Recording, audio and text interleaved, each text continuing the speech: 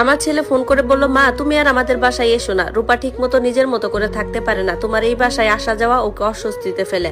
আমি খুব শান্ত গলায় শুধু বলেছিলাম, ঠিক আছে বাবা, আর কোনো দিন যাব না। ফোনটা কেটে যাওয়ার পর আর এক মুহূর্ত দেরি করিনি, মোবাইল ব্যাংকিং অ্যাপ খুলে 3 বছর ধরে চালু থাকা সেই অটো পেমেন্টটা বন্ধ করে দিলাম। প্রতি মাসে 7,500 টাকা। ওটা ছেলের ফ্ল্যাটের কিস্তি, যেটা আমি নিজের পেনশনে টাকা বাঁচিয়ে নিজের প্রয়োজন কমিয়ে কারো অজান্তেই দিয়ে আসছিলাম। মোবাইলের স্ক্রিন নিভে গেল, আর আমার ভেতরেও যেন একটা অধ্যায় শেষ হয়ে গেল। সেদিন বিকেলে পুরনো ঢাকার আমার ছোট্ট ফ্ল্যাটটা অস্বাভাবিক শান্ত ছিল। জানালার পাশে বসে আমি উলের সুতো দিয়ে একজোড়া ছোট্ট মোজা বুনছিলাম আসন্ন নাতি কিংবা নাতনির জন্য। ঠিক তখনই ফোনটা বেজে উঠলো, স্ক্রিনে ভেসে উঠলো বাবা রাফি। মুখে অজান্তে হাসি ফুটে উঠেছিল, কিন্তু ফোন ধরার পর সেই হাসি বেশিক্ষণ টিকলো না। ওপাশ থেকে ছেলের কণ্ঠ ভেসে এলো, গলায় এক ধরনের অস্থিরতা, মনে হলো কোথাও বাইরে বসে আছে। পেছনে মানুষের কথাবার্তার শব্দ শোনা যাচ্ছিল। সে বলল, মা একটা কথা ছিল। আমি বললাম, বল বাবা। সে বলল, আগামীকাল শুক্রবার তোমাকে আর আমার বাসায় আসতে হবে না। আমি চুপ করে রইলাম। সে আবার বলল, রূপা শরীরটা ভালো যাচ্ছে না, ও কোনো গন্ধ সহ্য করতে পারে না এখন।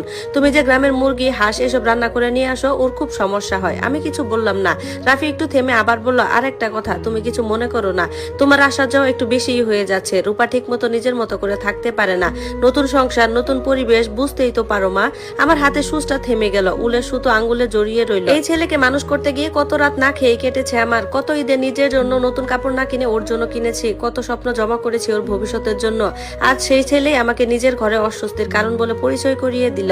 অদ্ভুত ব্যাপার হলো, বুকটা তখনও ভাঙেনি, বরং সবকিছু হঠাৎ খুব পরিষ্কার হয়ে গিয়েছিল। আমি ধীর স্বরে বললাম, ঠিক আছে বাবা, আমি আর আসবো না, তোদের কোনো অসুবিধা হবে না। ওপাশে কয়েক সেকেন্ড নীরবতা। মনে হলো রাফি এমন উত্তর আশা করেনি। হয়তো ভেবেছিল আমি কাঁদবো, অভিমান করব, অনুরোধ করব, কিন্তু কিছুই করলাম না, শুধু মেনে নিলাম। শেষ পর্যন্ত সে বলল, আচ্ছা মা, রাখি। ফোনটা কেটে গেল। আমি কিছুক্ষণ স্থির হয়ে বসে রইলাম। পুরো ঘরটা নিস্তব্ধ, দেয়ালের ঘড়ি টিকটক শব্দ পর্যন্ত শোনা যাচ্ছিল। ধীরে ধীরে উঠে নিজের ঘরে গেলাম, আলমারির নিচে ড্রয়ার খুললাম, ভেতর থেকে একটা পুরনো ফাইল বের করলাম। ফাইলটার মলাটে আমার স্বামী মরহুম আব্দুল করিমের হাতের লেখা, বহু বছর আগের লেখা, তবু অক্ষরগুলো এখনো স্পষ্ট। আমি আঙ্গুল বুলিয়ে ফিস ফিস করে বললাম, দেখছো করিম, আমরা যে সন্তানকে মানুষ করতে পুরো জীবন কাটিয়ে দিলাম, সে আজ মানুষ হলো ঠিকই, কিন্তু মনুষ্যত্বটা কোথায় হারিয়ে ফেললো। চোখে পানি এলো না, কাঁদতেও ইচ্ছা করলো না। কিছু কষ্ট আছে যা চোখের জল থেকে বের হয় না, শুধু বুকের গভীরে জমাট বেঁধে থাকে।